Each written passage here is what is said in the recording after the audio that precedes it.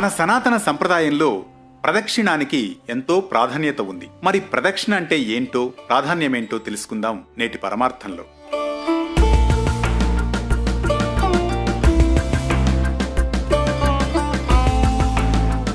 ప్రదక్షిణం అనగా తిరగడం.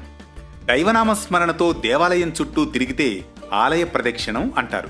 గ్రహచారాలు బాగాలేకపోయినా, అరిష్టాలు ఏర్పడినా ఆలయాల్లో నియమిత సంఖ్యలతో ప్రదక్షిణం చేస్తే వాటికి పరిహారం జరుగుతుందని మన హిందూ ధర్మశాస్త్రాలు సూచిస్తున్నాయి. ఆలయంలో ఉన్న దైవం విశ్వశక్తి కేంద్ర బిందువునకు ప్రతీక.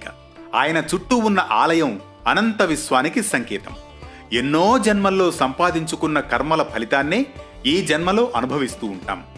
ప్రదక్షిణం పేరుతో పరమాత్ముని చుట్టూ తిరగడం వలన అనేక జన్మలలో చేసిన కర్మల దుష్ఫలితాలను తొలగించుకోగలం. కర్మక్షయమే ప్రదక్షిణలో పరమార్థం.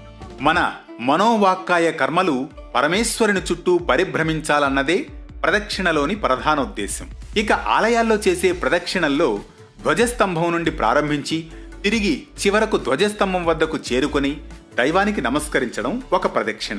తమ చుట్టూ తాము తిరగడం ఆత్మ ప్రదక్షిణ.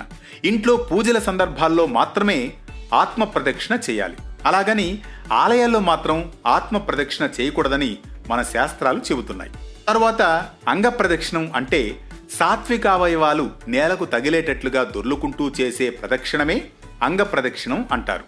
ఇంకా గిరి ప్రదక్షిణ అంటే దేవుడు కొలువుండే కొండ చుట్టూ చేసే ప్రదక్షిణ. ప్రదక్షిణలోని పరమార్థమేంటో తెలుసుకున్నాం కదూ. మరో విశిష్ట కథనంతో పరమార్థంలో మళ్ళీ కలుసుకుందాం.